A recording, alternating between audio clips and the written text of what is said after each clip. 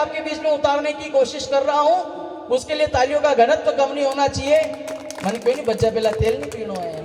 हाँ, बालक छोटा है दिखने में, जिसका नाम हम प्यार से उसको दीवू बम कहते हैं। दिखने में फुलझड़ी है पर सुतली बम है। बहुत आनंद के साथ में आपको हंसाएगा।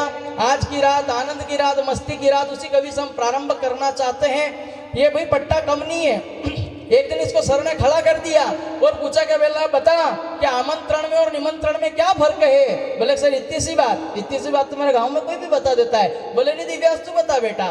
तो इसने कहा कि ठीक है सर, खड़ा हुआ कि बता आमंत्रण और निमंत्रण में क्या फर्क है।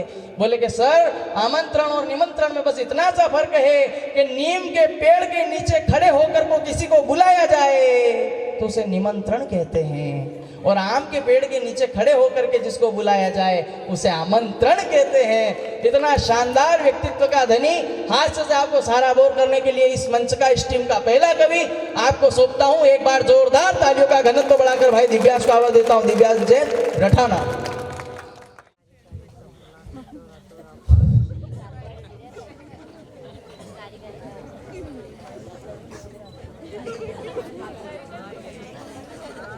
एक तो क्या सेट करने की उम्र में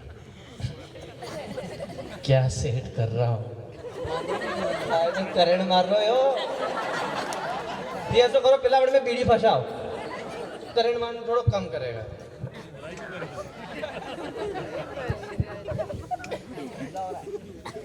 हाँ, आप फोटो वोटो आराम से ले लो आप, बिल्कुल। माँ वीणा वादनी को नमन करता हूँ, गुरुदेव को प्रणाम करता हूँ, मंच पर उपस्थित सभी कवियों को प्रणाम करता हूँ। यहाँ पर नारी शक्ति बैठी है, आपको साष्टांग दंडवत प्रणाम करता हूँ। प्रणाम भी नहीं करता हूँ, ये हाँ बजाओ पिलाओ बजे लो पिला, हाँ साष्टांग दंडवत प्रणाम करता हूँ साहब मैं आपको। मतलब यहाँ पर नारियों के सामने, मतलब मैं क्या ही बोलूँ, मतलब मैंने जीवन में बहुत सारी नारियाँ देखी। एक तो इतनी सारी नारियाँ है साहब कि ये मार्केट से 300 रुपए की चप्पल लाती है ने पूरे मोहल्ले में 500 रुपए की बताती है साहब। भगवान कसम सच बता रहा हूँ मैं, तो ऐसी ऐसी स्थितियाँ हो जाती है। मैंने जीवन में बहुत सारी नारियाँ देखी है साहब, बहुत सारी नारियाँ देखी, पर आज तक तारक मेहता के उल्टा चश्मा की दया भाभी जैसी नारी देखी। भगवान कसम सच बता रहा हूँ मैं, बहुत बढ़िया। मतलब पूरी दुनिया को पता है सिर्फ दया भाभी को छोड़कर कि जेठालाल का चक्कर बबीता से चल रहा है। अब मजा आ गया तो एक बार तालियां बजाओ यार। बढ़िया है, बढ़िया है, बढ़िया है। बस ये क्या है कि इसका थोड़ा सा कवि सम्मेलन, आप मैं ओपनर हूँ, हालांकि आप सोच रहे होंगे वो वाला ओपनर नहीं हूँ, नॉर्मल ओपनर हूँ। कवि सम्मेलन की शुरुआत कर रहा हूँ साहब, और मेरे को आपको जमाना जरूरी है, क्योंकि अगर मैं ढंग ढंग से जम गया तो ठीक, नहीं तो पीछे वालों के पेमेंट में लफड़े पड़ जाएंगे। इसलिए मेरे को आराम से आप बिल्कुल, यहाँ भाई आई बैठा है, छेड़ो एड़ो काढ़ी ने। एक कवि सम्मेलन में मैं गया भाई साहब, एक भाई ने बिल्कुल काले कलर की वो साड़ी पहन रखी ने, वो छेड़ा यहाँ तक काट बिल्कुल नहीं डाल रखे। तो भाई यो छोरो तो घणो कारो, यो भाई यो छोरो तो घणो कारो, उनको मुँह छोरो कारो को नहीं था, छेड़ो यहाँ तक आई रहो, नहीं बात कारो कारो नहीं आई रहो। बाकी मुँह बिल्कुल दोरो डपटी जो आराम से फेरन लवली लगे ना आयो, तो कई टेंशन हो। लक्ष्मण सिंह जी साहब बैठे यहाँ पे, विनय भैया बैठे, आप हंस रहे हैं। आप नियमित 24 घंटे 365 दिन जनता की सेवा करने वाले लोग, एक बार इन लोगों के लिए तालियां बजा दीजिए साहब। यहाँ पर इतनी सारी कुर्सियां रह गई है, पर ये सब लोग नीचे बैठे हैं, इसे कहते हैं जमीन से जुड़ा हुआ व्यक्ति। एक बार इनके लिए तालियां बजा दीजिए आप। ये कुर्सी वाले नेता नहीं है, जमीन वाले नेता। अरे ऐसा कुछ नहीं है, इन्होंने मेरे को ऐसा बोलने के लिए बोला था कि मैं तुमको 500 रुपए दे दूंगा, तो अभी दे रहे हो कि मैं बाद। अब मैं 4 पंक्तियों से शुरुआत करना चाहता हूँ, 4 पंक्तियां ढंग की बोल देता हूँ मैं साहब। यहाँ पर एक तो ये बाहर भी बैठा है लोग, आई जाओ आप ही अंदर आई जाओ। एक तो ये क्या है कि अमित भैया कहाँ गए, वो अमित जी सोनी, यहाँ पे एंकर महोदय थे, यहाँ पे अमित जी सोनी, वो बोल रहे कि आज जो पीछे खड़े हैं वो भी आगे आ जाओ, जो पीछे खड़े हैं वो भी आगे आके बैठ जाओ। वो नहीं आएंगे, वो सस्ते वाले, जो पीछे खड़े हो साहब, अपन को कहना नहीं है कि वो पीछे खड़े हैं कि क्या, अपने क्या काम किसी को पीछे से बुला के यार कि आप आगे आगे बैठ जाओ, क्या पता उनके बैठने में समस्या हो रही है, फोड़ा फुंसी हो रही है, उससे भी ज्यादा अगर कोई समस्या हो रही है तो मैं आपको एक नंबर देना चाहता हूं साहब, और अगर वो नंबर जम जाए तो इस कवि सम्मेलन को कवि सम्मेलन बना दीजिएगा साहब।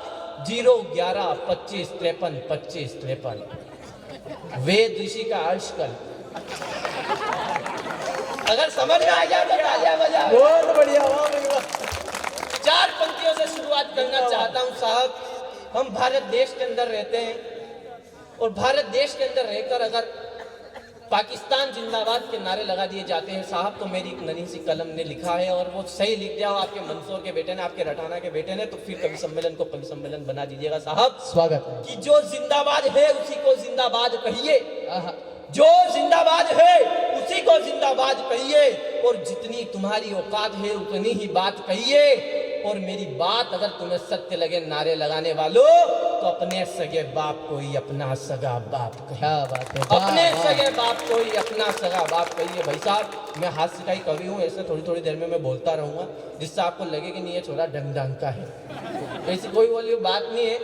यहाँ पे फेसबुक कितने लोग चलाते हैं? फेसबुक हाथ खड़ा कर दो आराम से। फेसबुक कितने, हाँ नहीं, मैं बंद नहीं कर रहा हूँ आपका फेसबुक साहब। मैंने फेसबुक पे मेरा पहला प्यार ढूंढा, मैंने मेरा पहला प्यार ढूंढा, तो मेरे साथ क्या हुआ कि जिसको समझा था मैंने माँ दूरी, वो निकला मांगी लाल। हाँ निकला मांगी लाल, बैलेंस मैंने भी डलाया, हो गया मैं कंगाल।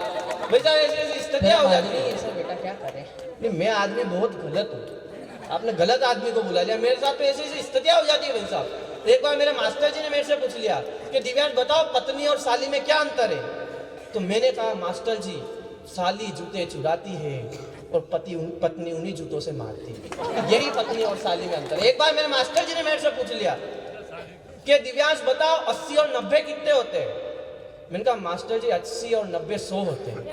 मास्टर जी ने मेरे को एक चाटा मारा कि तू बनियों का छोरा है और तू 80 और 90 100 बता रहा है। मैंने कहा नहीं मास्टर जी 80 और 90 100 होते। कि नहीं, मैंने 80 और 90 बोला है, 80 और 10 नहीं बोला है, 90 और 10 नहीं बोला है कि 100 बता रहा है। तो 80 और 90 कितने होते हैं? मैंने कहा मास्टर जी 100 होते हैं। मास्टर जी ने बोला कैसे? मैंने कहा मास्टर जी अपन बचपन से सुनते आ रहे हैं, अक्कड़ बक्कड़ बम्बे 80 90 पूरे 100। वैसा मैं बनिया छोड़ा हूँ। ऐसी ऐसी स्थितियाँ हो जाती। एक बार तो क्या हुआ कि मेरे घर में एक बूढ़ी अम्मा शांत हो गई साहब। बूढ़ी अम्मा शांत हो गई तो क्या हुआ कि अब जैसे शुरू दिन शांत होते हैं, मर जाते हैं तो उनको ले जाते हैं तो रोते हैं, वहां तक ठीक है। पर 13 दिन तक क्या है कि घर में सब 2-4 महिलाएं बैठी रहती है। जैसे बाहर से कोई रोने की आवाज आए, महिलाएं भी हूँ वहां करके न रोने लग जाती, भले उनको रोज आ नहीं रहा, तो भगवान कसम बिना मतलब से रोने लग जाती, मगरमच्छ के आंसू निकालती साहब। ऐसे एक दिन हुआ, तीसरा चौथा दिन हुआ, न बाहर से रोने की आवाज आई, हूँ वहां करके न रोने की आवाज आई। तो पीछे से मेरे गांव की, मेरे जो घर में बैठी थी वो महिला भी हूँ वहां करके न रोने लग गई भाई साहब। भगवान कसम सच बता रहा हूँ, थोड़ी देर देखा तो बाहर से कोई नहीं आया यार। मैंने देखा कि ठीक है, फिर आराम से फिर बात करने लगे, वो दरिया काले कहीं सब्जी बननी चाहिए, ऐसी बात है। थोड़ी देर पहले रोनी, थोड़ी देर बाद फिर बाहर से रोने की आवाज आई, अंदर से फिर वो महिला फिर जोर जोर से रोने लगे, हूँ वहां करके न रोने लगे, दाड़ा बाड़ी उन लोगों वाला। सच बता रहा हूँ मैं, बाहर से कोई आवाज ही नहीं आया, फिर बाहर से कोई इंसान भी नहीं आया। थोड़ी देर बाद फिर बाहर से रोने की आवाज आई। फिर मेरे घर के एक दादाजी बाहर गए, बाहर जाके देखा तो भाई साहब टेढ़ो रोइरो तो है। वाह, भगवान कसम सच बात बता रहा हूँ मैं। एक तो मैं ना इन चांद तारे तोड़ने वालों से बहुत ज्यादा परेशान हो गया हूँ लक्ष्मण सिंह। सच बात बता रहा हूँ, जो भी ये प्रेमी लोग होते हैं ये बोलते हैं जानू मैं तेरे लिए चांद तोड़ के आ जाऊंगा, मैं तेरे लिए तारे तोड़ के आ जाऊंगा। अब ये चांद तारे तोड़ने वाले मेरे को ये बात बताओ कि तारे का तुम्हारे पिताजी ने लटका रखे क्या है? मैं अपन बचपन से सुनते आ रहे कि नहीं आ रहे कि ये जो तारा है ना ये तुम्हारे मरे हुए दादाजी है, ये जो तारा है ना ये तुम्हारे मरे हुए फूफा जी है, ये जो तारा है तुम्हारी मरी हुई दादी जी है। अब अपन लड़की को इम्प्रेस करने के चक्कर में किसी के दादाजी को तोड़ के आ गए। बढ़िया है भाई, बढ़िया है। किसी के दादाजी को तोड़ के आ गए, दादाजी को फिर गर्लफ्रेंड को दे दिया। अब दादाजी गर्लफ्रेंड के दिल में आ रहे, आठम के दिन, नौवीं के दिन, 10वीं के दिन, 11वीं के दिन। बढ़िया है, बजाओ यार एक बार जोरदार बजाओ। बहुत बढ़िया, बहुत बढ़िया, वाह। ऐसी ऐसी आठम दिन 10वीं दिन सबके दिन आ रहे दादा। मतलब मैं परेशान हो गया। एक बोली मेरी गर्लफ्रेंड मेरे से बोली, तुझे मैं हाथ सीखा हूँ, मैं थोड़ी बहुत क्या है कि गर्लफ्रेंड ठीक है, ब्याज दिन से चलता, मर्यादा रखनी है। और विनय भैया मेरे को डांट भी रहे, पर मैं क्या करूँ, मेरी रोजी रोटी इसी से चल रही है। एक बार मतलब गर्लफ्रेंड नहीं बोलता हूँ गुरुजी, मेरी प्रेमिका ने मेरे से बोल दिया कि यार जानू मेरे लिए चांद तोड़ के आ जाओ। मैंने जो बात बोली अगर वो सत्य हो जाए और सही हो जाए तो फिर कवि सम्मेलन को कवि सम्मेलन अब बना दीजिएगा साहब। मेरी गर्लफ्रेंड ने मेरे को बोला कि चांद तोड़ के आ जाओ, तो मैंने कहा सुन बावली, मैं तेरे लिए चांद तोड़ के आ जाऊंगा। जब अपनी शादी होगी तू करवा चौथ का व्रत करेगी, तो करवा चौथ का व्रत क्या तेरे बाप के टकले को देख के खोलेगी क्या यार? तालियां बजाओ एक बार जोरदार। एक तो ये दो छोरे सामने बिल्कुल ऐसे बैठे हैं, मैडम को ही देख रहे हैं उषा राज, नहीं दिख रहे तो भी यूं ऊंचे हो के देख रहे। मैडम की तरफ से मैं आपको बोलता हूँ कि तुम्हारे जीवन में कभी कोई गम ना हो, तुम्हारे जीवन में कभी कोई गम ना हो, तुम्हारे आंखें भी कभी नम ना हो, और भगवान तुम्हें ऐसी पत्नी दे मेरे दोस्त जो किसी सीमा हैदर से कम ना हो। बढ़िया है भाई, बढ़िया है। क्या हो जाती है साहब? जिंदाबाद जिंदाबाद। मैं तो एक बार अगर जम गया हूं तो तालियां आप बजा सकते हो साहब। मेरे तो एक बार क्या हुआ कि मास्टर जी ने, हाँ आप आई जाओ, आप लोग बिल्कुल सही टाइम पे आया हो, माता ने जल्दी शुरू कर दियो। तो हमारा मास्टर जी ने मेरे से पूछ लिया एक बार भाई साहब कि दिव्यांश बताओ उम्मीद क्या होती है? मैंने कहा मास्टर जी बता दूं। मास्टर जी ने कहा बता दो। मैंने कहा बता दूं? तो क्या हाँ बता दो। मैंने कहा उम्मीद वो होती है जब हम बस में सफर करते हैं, पास वाली सीट पर हम बैग रख देते हैं, जब तक सामने से सुंदर कन्या नहीं आती है वो बैग नहीं हटता है। वाह, इसी को उम्मीद कहते हैं सर। सच बात बता रहा हूँ मैं तो।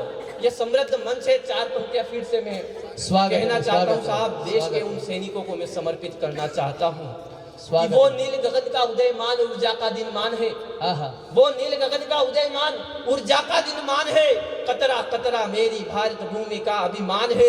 और वो नसीबों वाला जिसने धड़कन को देश के नाम किया, सचमुच उसके रोम रोम में मेरा हिंदुस्तान। क्या बात है, वाह सचमुच उसके रोम रोम में मेरा हिंदुस्तान है। भाई साहब आप अपने यहाँ के पुलकित जी को जानते हैं। पुलकित जी जैसा ही मेरा एक और दोस्त है साहब। मैंने मेरे उस दोस्त को 10,000 रुपये उधार दे दिए साहब। उधार तो मैंने दे दिया भाई साहब। मैं जब उससे पैसे मांगू तो वो रो के बोले यार भाई साहब यार हमारी तो पत्नी अस्पताल में है यार भैया। मेरे को लगा कि यार पत्नी अस्पताल में है यार, कोई बात नहीं, बाद में दे देना पैसे।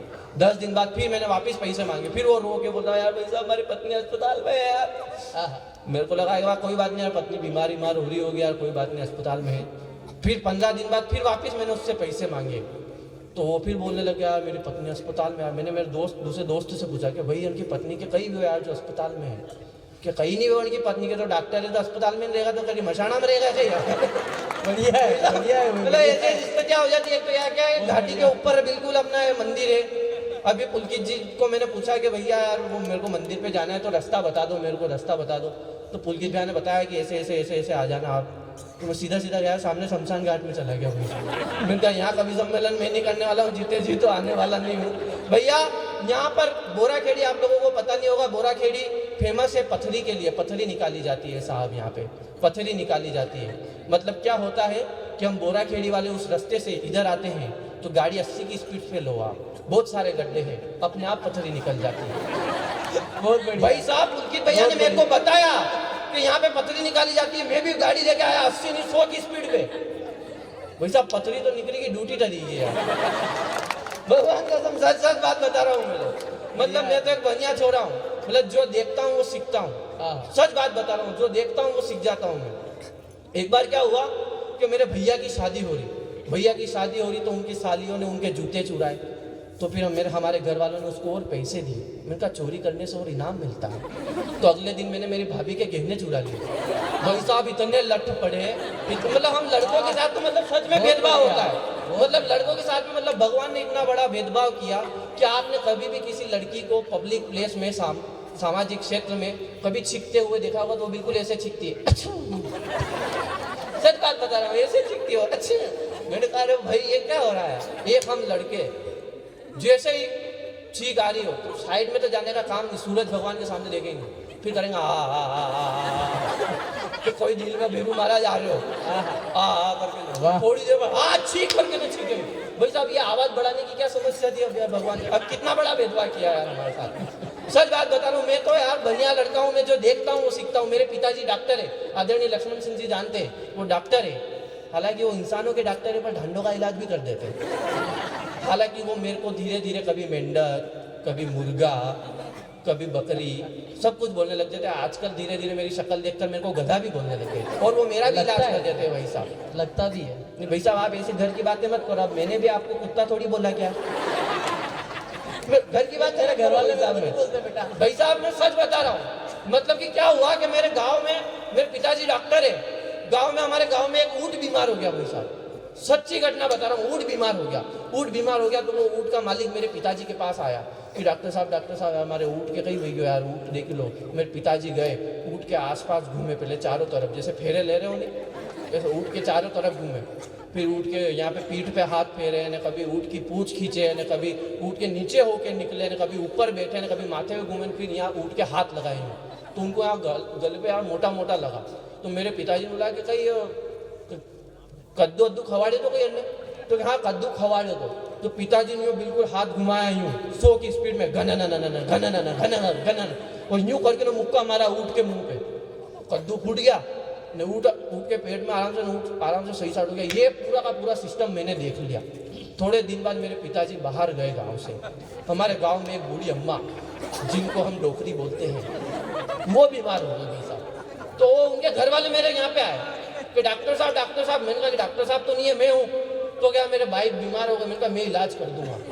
मैं गया उनके घर, मैंने भाई के चारों तरफ घूमा, भाई को खाट पड़ी, खाट के नीचे वही नहीं जाऊँगा। अब मैंने देखा क्या मेरे पिताजी ने ऊँट की पूंछ खींची थी। मैं कहा भाई के तो पूंछ है ही नहीं। तो मैंने भाई की चोटी खींची। जैसे ही भाई की चोटी खींची तो 3-4 सफेद बाल हाथ में गए। मैंने कहा अरे यार ढाई तो करो कम से कम यार। सच बता रहा हूँ मैं। फिर मैंने भाई के यहाँ गले पे हाथ मारा। तो मैंने कहा कि यार भाई ने कद्दू खाया तो कहीं? तो क्या हाँ थोड़ा दिन पहला खाए तो मैंने कहा कि यार बस समस्या याद है। फिर मैंने भी हाथ घुमाया हूँ 100 की स्पीड में, गाना ना ना ना ना गाना ना ना ना गाना ना ना ना, जब तक तालियां नहीं बजेगी गाना ना ना ना गाना ना ना एक बार गाना ना ना। तो एक मुक्का मारा भाई के मुंह पर। भाई की जो आंखें वो फड़फड़। मैंने कहा दिव्यांश जब तुम डॉक्टर बन गया है। थोड़ी देर बाद में मैंने कहा क्या चलो अभी इतनी देर से तो भाई लेटी हुई थी, आंखें खुली है। एक और बार 200 की स्पीड में गाना ना ना ना गाना ना ना गाना ना। बहुत बढ़िया। एक बार वहां तो भाई के हाथ पे ना आंखें दोनों फड़फड़ ऐसे होने लग गए साहब। जिंदाबाद। बस बता रहा हूँ, मतलब ऐसे होने लगे। मैंने कहा यार दिमाग तू तो बस थोड़ा सा और डॉक्टर बचाए। और के बाद 300 की स्पीड में गाना ना ना ना गाना ना ना गाना ना ना। भाई साहब जो मैंने मुक्का मारा, भाई तो नहीं उठी पर भाई उठ गई। बहुत बढ़िया। सच बात बता रहा हूँ भाई साहब मैं। मतलब कि तब से ये दिव्यांश जैन अपना माथा घीस रहा है। भगवान कसम सही कह रहा हूँ, काले भाई को तीसरो है। बहुत बढ़िया। सच बात बता रहा हूँ मैं आपको। बढ़िया है जिंदाबाद। यहाँ पे समय की अपनी एक कमी है, टीम बड़ी है। कार्यक्रम जो सुबह तो क्या मतलब शाम को 8:30 बजे शुरू होने का था, 10 बजा दी पुलकित भैया ने। बहुत बहुत मैं आपका आभारी हूँ। ये अलाउद्दा खेड़ी अभी मंदसौर, यहाँ के सब मंदसौर के आसपास की ये अलाउद्दा खेड़ी अभी थोड़े दिन पहले बहुत ज़्यादा फेमस हो गया था। फेमस क्या होता है ये हमारे लिए बड़ी विडम्बना की बात है कि हम उसको फेमस कह रहे हैं। बाकी थोड़े दिनों पहले एक गाय के बछड़े का जब सर काट कर यहाँ पे फेंक दिया जाता है, बड़ी बात। तब मैं दिव्यांश जैन यहाँ से गाय की एक कविता पढ़ना चाहता हूँ। साहब आपने दिव्यांश जैन का हास्य का रंग देखा है, तो मैं एक गाय की कविता आप सभी के सामने स्वागत है। कि माता माता कहकर तुमने उस माता को काटा है। आहा। माता माता कहकर तुमने उस माता को काटा है, जिसने तुमको दूध दिया उसको टुकड़ों में बांटा है। धरती पर भगवान है उसका प्रमाण इन्हीं को कहते हैं। सौभाग्यशाली है भारत वाले, भारत में गौ माता। क्या बात है। सौभाग्यशाली है भारत वाले, भारत में गौ माता है। वेदों में जिसको सारे संसार का सार बताया है, जिसके दूध ने कईयों के जीवन का भार उठाया है। फिर क्यों वायनाड की, फिर क्यों मंदसौर की सड़कों पर खुलेआम वो काटी जाती है। सबको दूध पिलाने वाली दर दर ठोकर खाती है। सबको दूध पिलाने वाली भाई बड़ी बात है। दर दर ठोकर खाती है। जिंदाबाद। एक बार जोरदार तालियां बजा दीजिए भाई के सम्मान में। बहुत अच्छा। सबको दूध पिलाने वाली दर दर ठोकर खाती है, जिसके अंदर ब्रह्मा विष्णु शंकर ने है वास किया। सर मैं बहुत बहुत आभारी हूँ आदरणीय विनय दुबेला जी का, ये पूरी टीम का, अनिल जी कियावत साहब का, भानु भैया का, और सबका मैं बहुत बड़ा आभारी हूँ, क्योंकि ये मंदसौर की एक ऐसी सक्रिय टीम है जो हम हिंदुओं पर कभी आँच नहीं आने देती है, जो हम हिंदुओं के हक में हमेशा खड़ी रहती है। एक बार जोरदार तालियां इन लोगों के लिए बजा दीजिए साहब। बहुत बढ़िया। ब्रह्मा विष्णु, जिसके अंदर ब्रह्मा विष्णु शंकर ने है वास किया, जिसके अंदर ब्रह्मा विष्णु शंकर ने है वास किया, सत्य सनातन धर्म ने जिसको गौ माता का नाम दिया, जिसके मूत्र की तुलना अमृत से की जाती है, आज वही माता अपने बच्चों से डंडे खाती है, आज वही माता अपने बच्चों से डंडे खाती है। धन्य धन्य है वो सपूत जो माता के रखवाले है, धन्य धन्य है लाल जहां जो गो बछड़ों को पाले है, एक बच्चे के जैसे वो उस माँ की सेवा करता है, जिसकी सेवा करके मानव भव सिंधु को तरता है। क्या बात है, जिसकी बहुत सेवा करके मानव भव सिंधु को तरता है।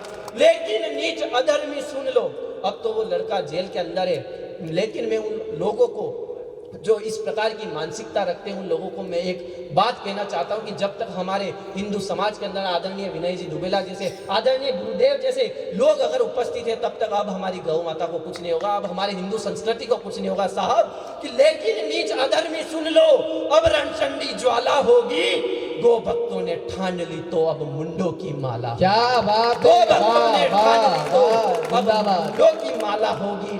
देख विधर्मी की सूरत मेरा लहू उबल सा जाता है, चंद पैसों के लिए वो माँ का व्यापारी बन जाता है। अरे काट देंगे गर्दन उसकी, अब जो आंख उठाएगा, गो माता का हत्यारा अब ना बख्शा जाएगा। क्या बात है, गो वाह, माता का वाह, हत्यारा बहुत बढ़िया। अब ना बख्शा जाएगा। साहब 2 पंक्तियां कविता की शेष बची है, मेरे भी कार्यक्रम को फिक्स 21 मिनट हो चुके हैं, मेरे को जो समय दिया वो गया था, मैं चाहता हूँ तो मैं आपको 1 घंटे तक हंसा सकता हूँ साहब, पर समय की अपनी एक सीमा है, टीम बहुत बड़ी है। स्वागत है। और 2 पंक्तियां और शेष में पढ़ना चाहता हूँ, दोनों शेष पंक्तियां बड़ी विशेष है। अगर दूसरी पंक्तियां आप लोगों को जम जाए तो दिव्यांश जैन को ऐसा आशीर्वाद देना कि ये पूरे मंदसौर का जो नाम आज आपका बेटा पूरे देश में कर रहा है, वैसा नाम करता रहे साहब। दूसरी पंक्ति में आपका अनुरोध चाहता हूं कि दूसरी पंक्ति पे मैं आप वो दाद दे मुझे कि लेकिन नीच अधर्मी सुन लो, अब रणचंडी ज्वाला होगी, गो भक्तों ने ठान ली तो मुंडों की अब माला होगी।